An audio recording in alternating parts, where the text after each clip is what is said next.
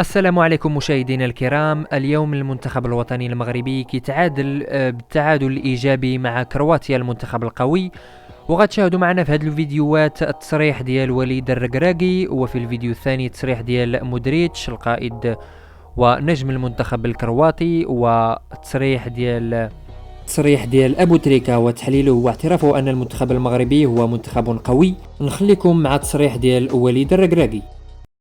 مرحبا سي وليد. سلام.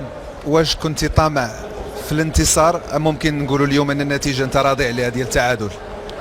لا، في الاول حنا كنا باغيين نربحوا وكنا فريمون باغيين نديروا واحد الريتم بالحق.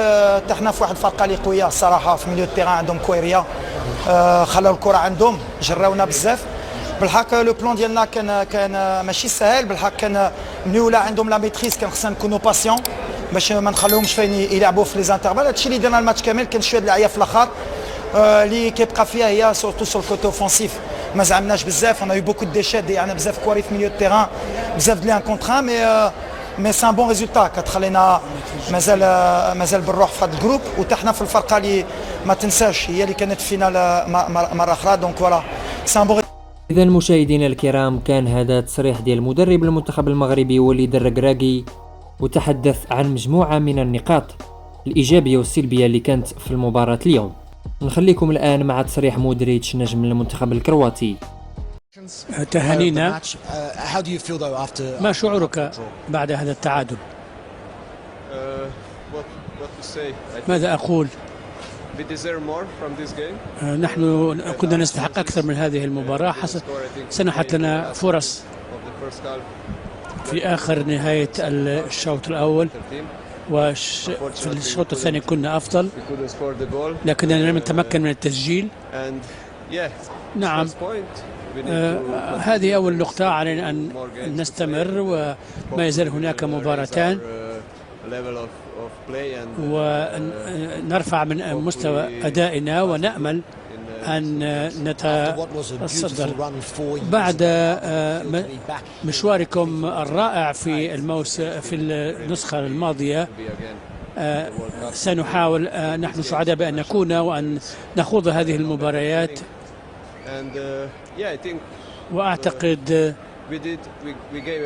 أننا أعطينا كل ما لدينا في هذه الظروف. المباراة الأولى دائما صعبة، ولم نخلق فرص عديدة، كان لدينا بضع فرص ولم ننجح. نقطة جيدة كما قلت. بقيت مباراتان في المجموعة، ونأمل أن نحقق هدفنا وهو التأهل. إذا كان هذا هو تصريح نجم المنتخب الكرواتي مودريتش، والآن غادي نخليكم مع تصريح أبو تريكة وتحليله واعترافه بأن المنتخب الوطني المغربي منتخب قوي دفاعيا، لأنها تفاصيل صغيرة. الشوط الثاني مختلف نوعا ما، يرجع بلوك لورا وبيبحث عن التحولات السريعه، نزل زي عبد الصمد الزلزولي. عشان كده في بدايه الشوط الثاني بوفال ضم العمق نوعا ما. تمركز النصيري ما عجبنيش النهارده.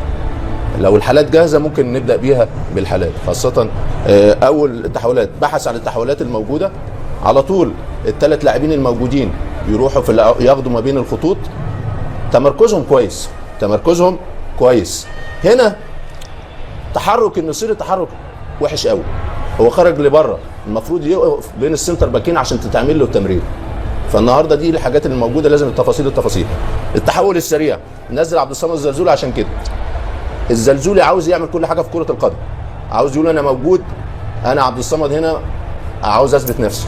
بسبب صغر سنه برايك يريد اثبات الذات، عشان كده قراراته كلها خطا. نعم. راح ب10 كرات اتقطع ل10، راح بواحد ضد واحد، ما فيش مره عدى فيه، لانه عاوز يقول انا موجود وعاوز اعمل كل حاجه في الكوره. الكوره مش كده، يلعب السهل.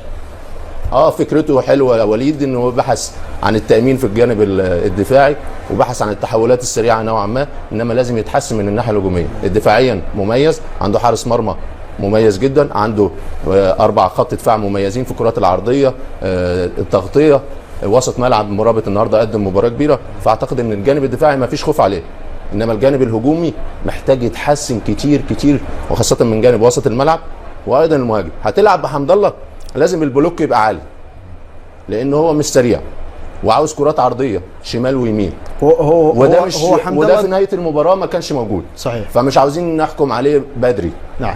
فهو هيحتاجه في المباريات القادمه. انما اعتقد الشوط الثاني كان من الناحيه الدفاعيه شوط ممتاز بالنسبه ليه، الاخطاء قليله، انما الجانب الهجومي محتاج يتحسن، لان القدرات او ابرز نقاط قوه المنتخب المغربي في الناحيه الهجوميه.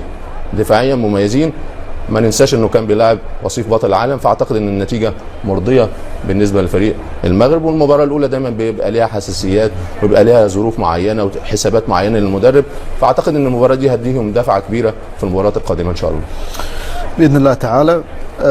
كيف شاهدت هذا اللقاء الان خلال 90 دقيقه كامله او ربما اكثر؟ كيف كان مردود المنتخب المغربي امام وصيف العالم؟ كيف كان مردود احد ابرز لاعبي العالم برفقة كرواتيا في خط وسط الميدان لوكا مودريتش؟ وكيف تعامل لاعبو منتخب المغرب مع هذا اللقاء؟